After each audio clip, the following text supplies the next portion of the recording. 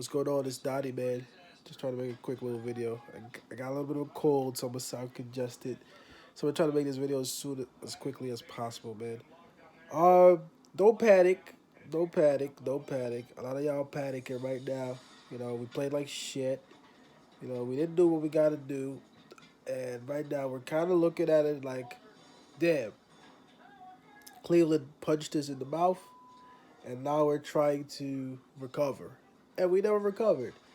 So I wrote down 6 keys, actually 7 keys that I think will get us back in the game.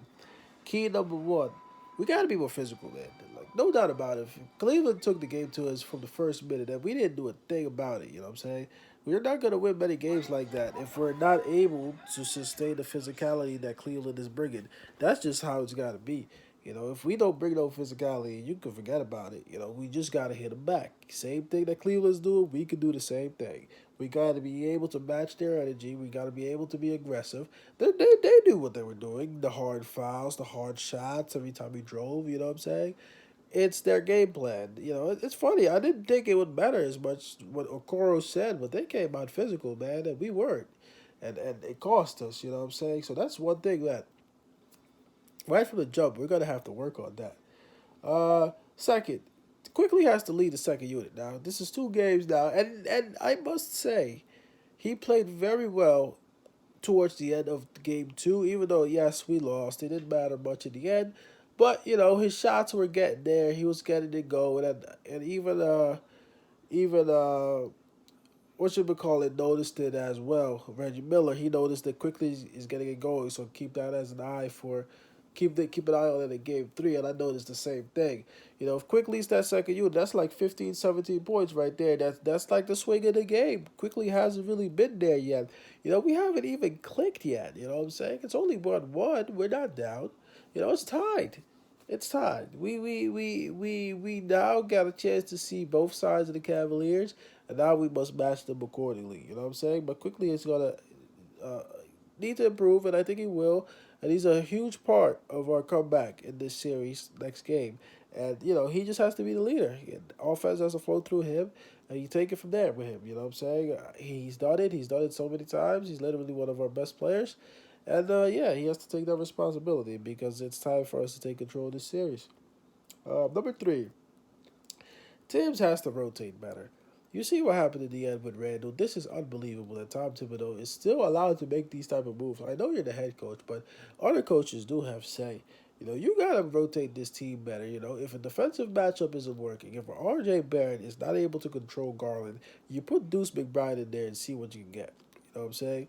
It's unbelievable that Tom Thibodeau has still refused to, at least look at the matchups and say, okay, this works, that doesn't work. You leaving the same team out there, it's not usually going to get a different result if it's not going well. You got to do something else to change it up, and he hasn't done it. It's his responsibility to make the adjustments. He doesn't really do anything. I don't understand.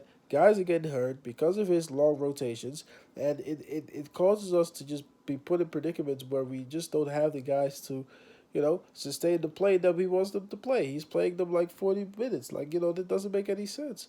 It doesn't make any sense if they're not healthy. And still you'd leave them on the court for them to only get more hurt. So that doesn't make any sense either. We need to do a better job rotating this team. Otherwise, we ain't go nowhere. That's for sure. Brunson can't do it alone. Number four, I see Brunson as the only guy who's really able to create something on his own, but the guy is driving from half court most of the time to try to get into the paint, where he gets hacked, whacked, and slashed all the way down to the hoop. By the time you're shocked, he's still getting up. I already mentioned quickly. RJ, where are you? Where the heck are you? Grimes, where are you? Randall's not healthy, but still, you need to be able to help Brunson out. You need a little bit more, son. You can't get it all by yourself, Brunson, and he knows that, but he's trying to make it play. You need to have a little bit more from the other guys for us to really be truthfully effective. Otherwise, the series is going to swing out of our favor because Brunson they can prepare for, but they don't know what they're going to get from a Grimes, for example, or an Obi, or quickly. So those are the guys that really need to do something different that hasn't been done. You know what I'm saying? That's where you're going to get the offense to start going. If other guys that Cleveland doesn't really know about or prepare for yet, start getting it going. And that's just how it's got to be. Uh, Number five, make or break time for RJ Barrett. I think all of us know that RJ at this point is not having a good playoffs. He's not really having a good year, and I think people are getting tired of waiting for him to do something. If you're not gonna do anything, you might as well not play like that. Let your spot be replaced by somebody else, maybe quickly in the starting lineup, man. Because you're not doing much right now that makes me believe that you're actually capable of consistent offense or defense. He's getting beat a lot on defense though, even though he's trying, but he's getting beat badly. And the fact usually he's like 10 feet off the guy that he's trying to guard. And offensively, he ain't got much going right now either. So he needs to step that shit up if he really wants to prove that he belongs. Right now, I don't think there's a good fit for him on this team, but it could change depending on how he plays in the playoffs. But right now, he's not playing well at all. So that's on him to, improve upon. Number six, if Randall's hurt, don't play him like that. I don't understand why Tom Thibodeau is doing this experiment thing with Randall. Either Randall's hurt or he's not hurt. If he's not hurt, play him. If he's hurt, don't play him. I don't know. He doesn't look that healthy to me. You know what I'm saying? He played okay game one, didn't play well game two. And he got hurt at the end, because of you, Tim. So at this point, I'd rather him not play like that if he's hurt and try to figure out something else, whether you got to play Obi or not. You got to have to make an adjustment, like I said before.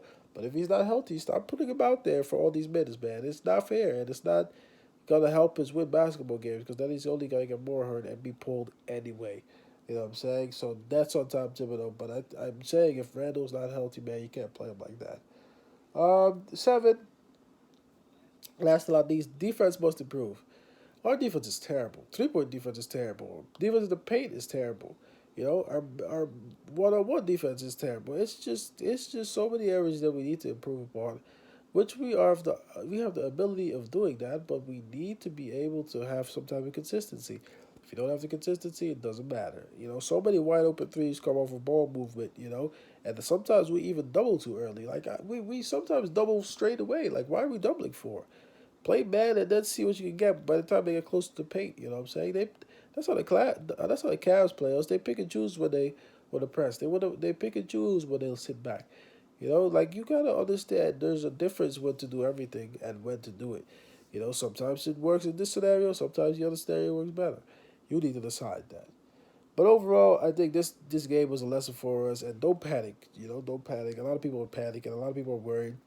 A lot of people are cussing, fussing. Like nah, don't worry about it. Yeah, we still got plenty of more games to play. This is a good lesson. Don't panic. It's not the best result in the world. It looks pretty bad, but it could always be worse. It's only 1-1. Ain't nothing happening. Game three, we'll be ready. We'll be prepared. We'll analyze the footage. And yeah, that's what I gotta say about that. It's your boy Don. Thanks if you enjoyed my stream. Like and subscribe if you enjoyed this videos, man. And I'll see y'all next time. I need to get some goddamn cold relief. Peace. I'm out.